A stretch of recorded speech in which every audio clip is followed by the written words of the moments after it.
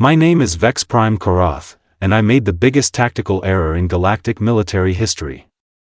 Let me tell you about the day I learned that underestimating humans is like poking a sleeping predator with a stick, then acting surprised when it bites your entire arm off. It was the third rotation of the Terran campaign, and our intelligence reports painted Earth's inhabitants as nothing more than hairless apes with delusions of grandeur. The Dominion High Command had classified them as a Level 2 threat, barely above spacefaring insects. Ha! If only we knew what we were walking into. I remember standing on the bridge of the Bloodfang destroyer, watching our invasion fleet approach the blue marble they called home. 300 vessels, each one capable of glassing an entire continent.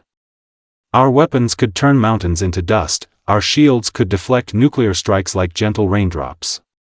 We were the apex predators of the galaxy, and these, humans, were about to become extinct. "Sir, we're detecting primitive missile launches from the surface," reported Lieutenant Zareth, his voice dripping with amusement. "Shall we even bother with evasive maneuvers?" I laughed, a sound that echoed through the command deck like grinding metal. Let them waste their resources. Those chemical rockets couldn't scratch our hull plating if they tried for 1,000 years. Oh, how wrong I was. How magnificently, catastrophically wrong. The first hint that something was different came when their missiles didn't explode on impact. Instead, they attached themselves to our hulls like metallic parasites. Within moments, our external sensors started going dark, one by one. Then the real fun began.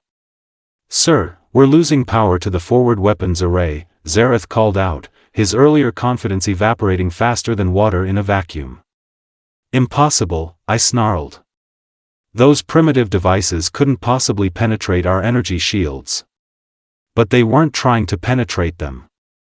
They were doing something far more creative, far more human. They were hacking them. Somehow, these supposedly backward creatures had reverse-engineered our technology from the wreckage of our scout ships and turned it against us. The bridge lights flickered as more systems went offline. Through the viewport, I could see human vessels emerging from behind their moon, ships that looked like they'd been cobbled together from spare parts and held together with determination and spite. They moved with an unpredictability that made our targeting computers have nervous breakdowns. "Admiral, incoming transmission from the human fleet," the communications officer announced, her voice trembling slightly. "Put it through," I commanded, curious to hear what these primitives had to say before we annihilated them. The screen flickered to life, revealing a human female with short-cropped hair and eyes that held the kind of cold calculation that made veteran warriors uncomfortable. She was wearing what appeared to be a military uniform covered in patches and insignia that meant nothing to us but everything to her. "I'm Admiral Lisa Kane of the Terran Defense Force," she said, her voice carrying the weight of someone who'd seen too many battles. "You picked the wrong planet to mess with." I couldn't help but laugh. "Your species doesn't even have proper faster-than-light travel. What could you possibly do to us?" Kane's lips curved into something that might have been a smile if it weren't so terrifying. "We learn fast. Real fast. You left us some presents when you destroyed our research stations, and we've been busy little bees ever since." Before I could respond, our ship lurched violently to starboard. The deck plating groaned under stress forces that shouldn't have been possible. "Report," I barked. "Sir, they're using our own gravitational manipulators against us," Zareth stammered. "They've somehow weaponized the technology and are creating localized gravity wells. The humans weren't just fighting us, they were turning our own advanced technology into weapons with a speed and ingenuity that defied every military doctrine in the Dominion playbook. They were taking our most sophisticated systems and using them in ways we'd never imagined."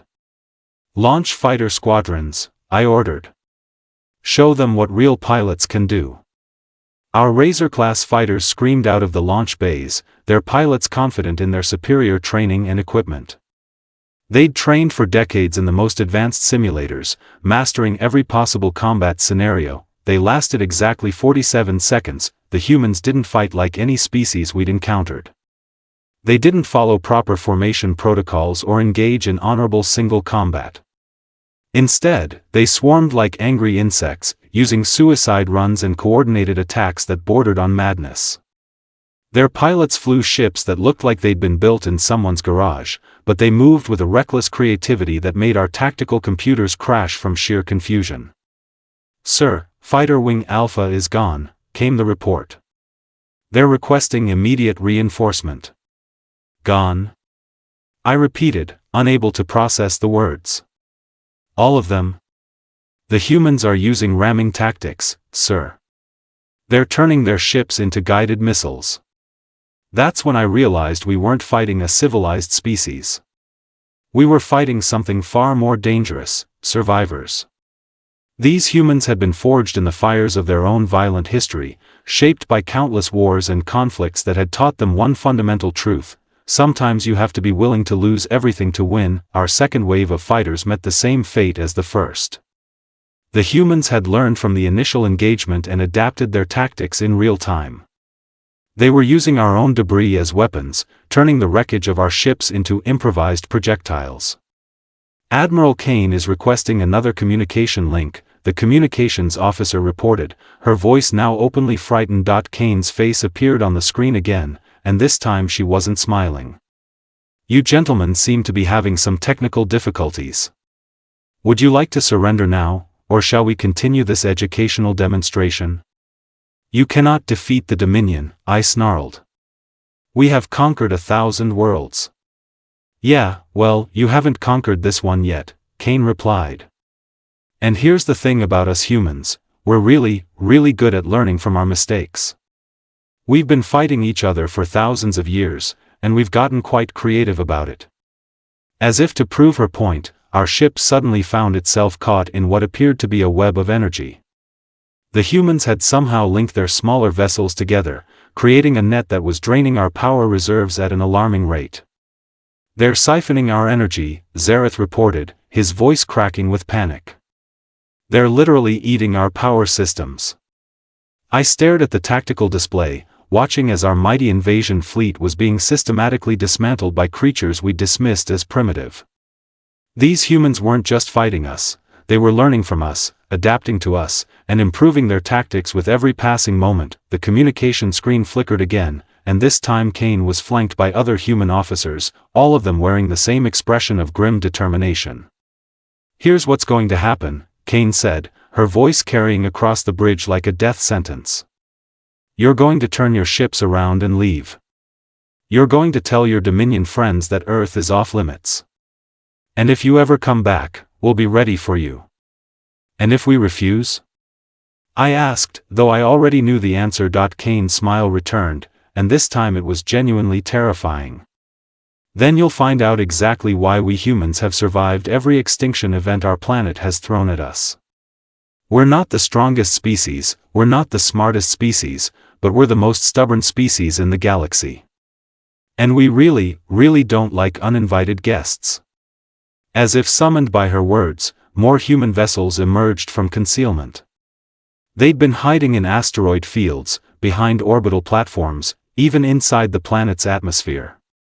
We'd been surrounded from the moment we entered the system, and we'd been too arrogant to realize it. The humans had turned their entire solar system into a trap, and we'd flown right into it. The next few hours taught me more about human nature than a lifetime of studying their species could have.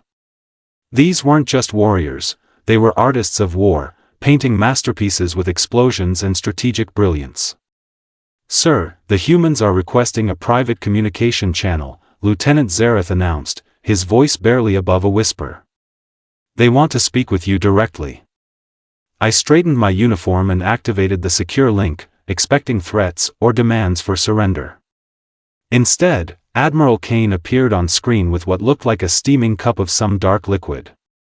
"Coffee," she said, noticing my stare. "We humans run on caffeine and spite. Care to join me for a chat while your fleet decides whether it wants to become space debris?" The audacity was staggering.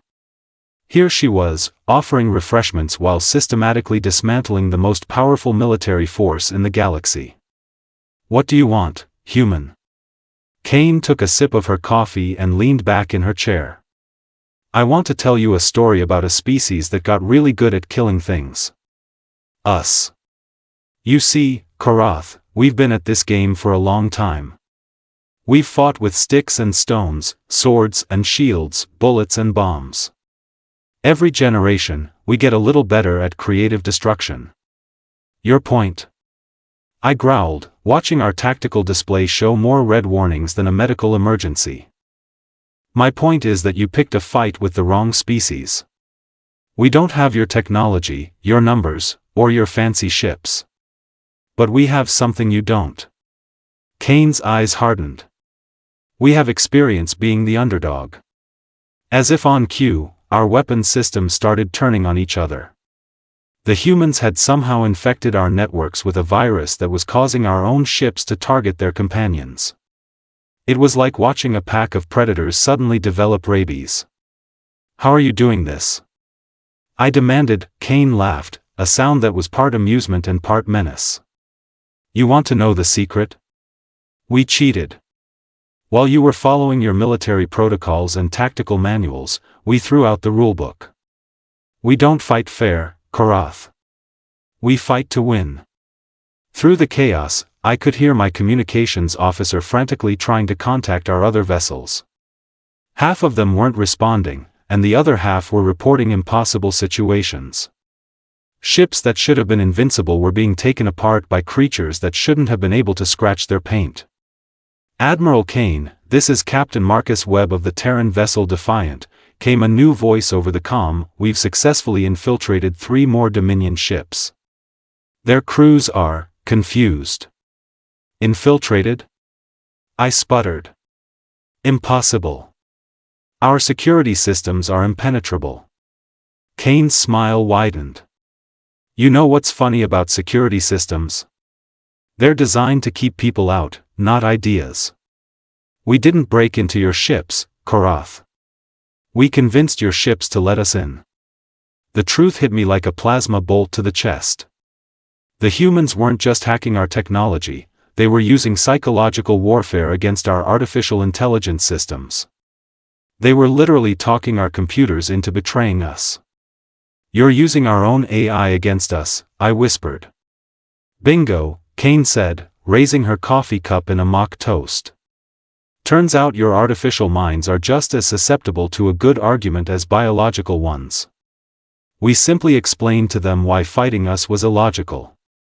A new alarm began blaring as our navigation system started plotting a course back to Dominion space. Our own ship was trying to retreat without our permission.